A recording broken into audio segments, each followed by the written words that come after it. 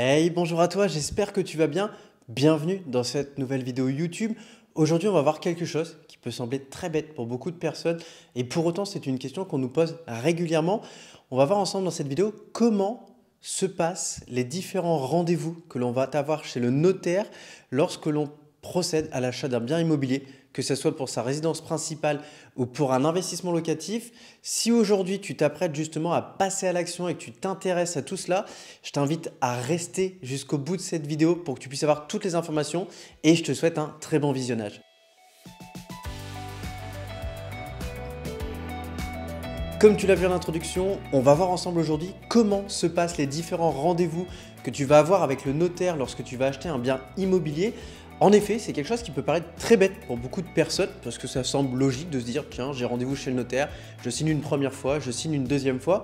Et pour autant, en fait, je me rends compte que déjà beaucoup de personnes me posent la question en me disant Victor, comment ça va se passer lorsque je vais aller chez le notaire? Et en fait, je me rends compte que moi-même, lorsque la première fois et même la deuxième fois lorsque je suis allé chez le notaire, je me posais encore des questions.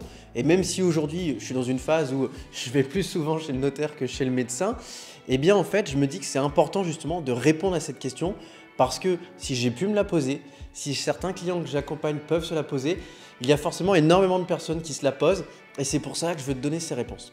Alors, tout simplement, lorsque l'on achète un bien immobilier, en France, l'achat d'un bien immobilier en fait est réglementé, est encadré par la loi, par l'État également, et on a obligation en fait de passer par une office notariale qui va justement en fait permettre d'encadrer cette vente pour, dans un premier temps, certifier que celle-ci est véritable et sincère, mais aussi également pour vérifier énormément d'éléments. Premièrement, elle va vérifier en fait, tout l'environnement géographique qui entoure le bien et en fait, tu vas être prévenu de différents éléments, on va en parler dans un instant. Elle va permettre de vérifier que la personne qui te vend le bien immobilier en est bien propriétaire parce qu'aujourd'hui, il faut savoir que dans le monde, il y a des pays où on ne vérifie pas le fait que quelqu'un soit propriétaire et c'est ce que notamment ont connu les Espagnols lors de la crise des années, c'était à peu près autour de 2010, où justement en fait des personnes vendaient des biens immobiliers pour gagner de l'argent alors qu'en fait ces biens immobiliers ne leur appartenaient même pas et derrière il y a eu tout un tatouin qui s'est passé. On a aussi l'exemple de la Grèce qui il y a encore quelques années ne tenait pas un registre des personnes qui étaient propriétaires et donc en fait c'est une vraie chance de savoir que ça c'est encadré en France et que justement ça va être vérifié. Et après la dernière chose, c'est pareil, lorsqu'un propriétaire détient un bien depuis un certain temps, il y a toutes des choses qui sont encadrées par la loi qui doivent être vérifiées par le notaire et c'est justement ces éléments-là qui vont être consultés par ce dernier. Maintenant, tu as trouvé le bien qui te convient, tu t'es mis d'accord sur un prix de vente avec la personne qui te le vend ou avec l'agence immobilière qui représente le vendeur et maintenant tu arrives dans cette phase de te dire ok, je vais aller signer mon compromis, comment ça va se passer et quels sont les documents que je dois fournir? C'est très simple. En fait, lorsque tu vas acheter un bien immobilier, justement, on va te dire, voilà, est-ce que vous avez votre propre notaire? Si ce n'est pas le cas, je conseille deux choses. Soit demander à quelqu'un qui a vraiment un notaire à recommander. Ça peut être quelqu'un dans la famille qui a déjà fait un achat, un ami ou un collègue autour de soi qui a acheté et qui a quelqu'un à recommander.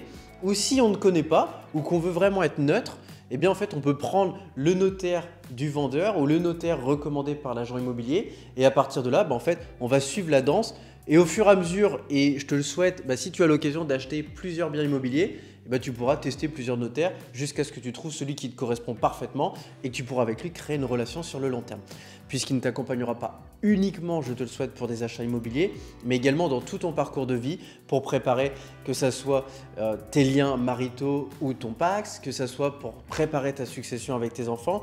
Le notaire est vraiment quelqu'un de clé et c'est pour ça que je t'invite vraiment à garder l'esprit ouvert, à garder vraiment le côté neutre le plus possible pour que tu puisses te faire ton propre avis. Maintenant, une fois que c'est fait, une fois que le notaire est choisi, tu as juste en fait à fournir 3 documents. Le premier, c'est bien évidemment un justificatif d'identité, que ce soit une carte d'identité ou un passeport. Le second, si tu achètes à plusieurs, c'est un livret de famille accompagné justement soit de ton justificatif de Pacs, soit de ton justificatif de mariage. Et également, le troisième document à apporter, en fait, c'est justement la copie de l'offre d'achat que tu as fait qui est acceptée.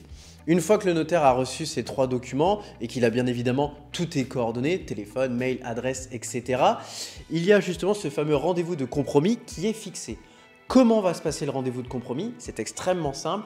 Le notaire a en amont vérifié tous les éléments que j'ai cités avant et en fait va te lire ce document qui fait à peu près une vingtaine de pages et qui avec les annexes peut facilement monter à 200-300 pages, va justement en fait te lire toutes les grandes lignes pour venir en fait à chaque étape te sécuriser.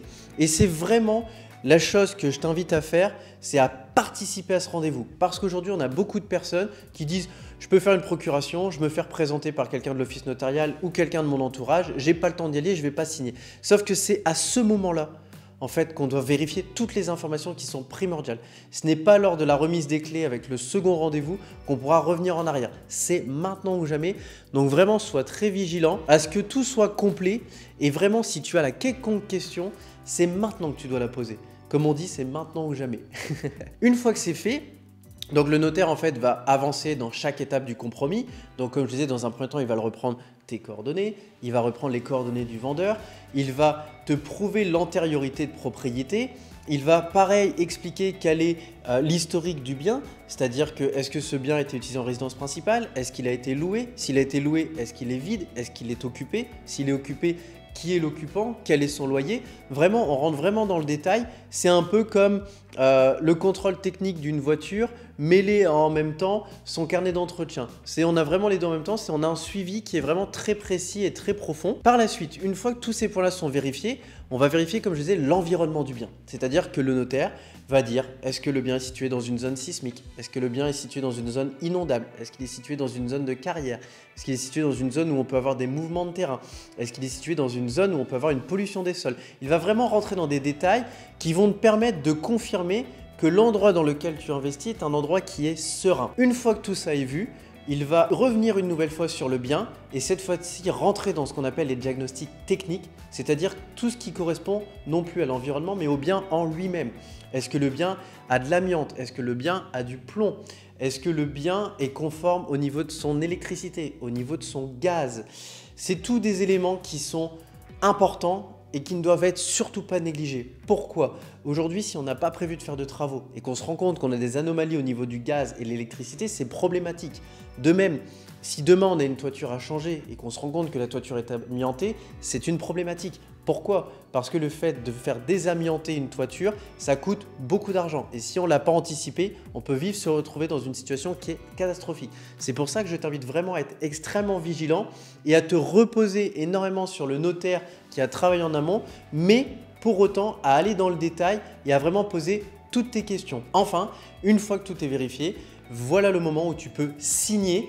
Et ça y est, le délai de 60 jours commence. Tu as 60 jours pour, si tu effectues un prêt immobilier comme 95% des Français, tu as 60 jours pour apporter justement tes offres de prêt et en général 45 jours pour apporter tes offres de prêt et montrer que tu as réussi à obtenir un financement.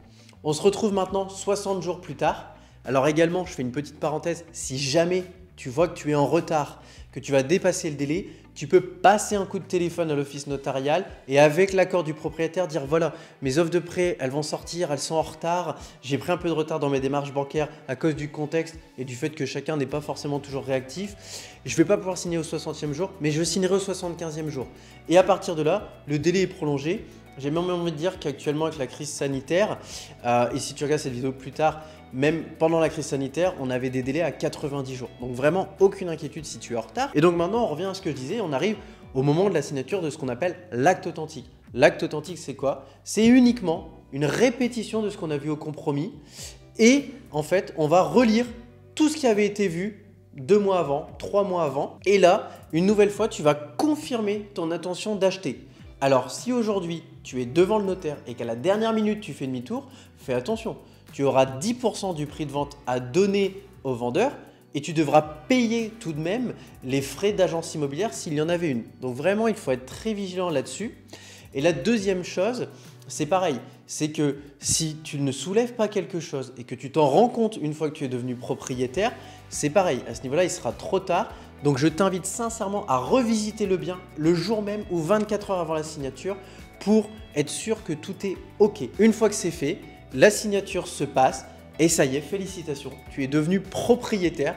Tu vas pouvoir emménager tu vas pouvoir le mettre en location ou tu vas pouvoir tout simplement effectuer tes travaux s'il y a une phase de travaux qui est obligatoire. Voilà, cette vidéo touche à sa fin. J'espère qu'elle t'a plu. Si c'est le cas, je t'invite sincèrement à laisser un pouce bleu. C'est vraiment la façon de me récompenser. Et également, je t'invite à t'abonner.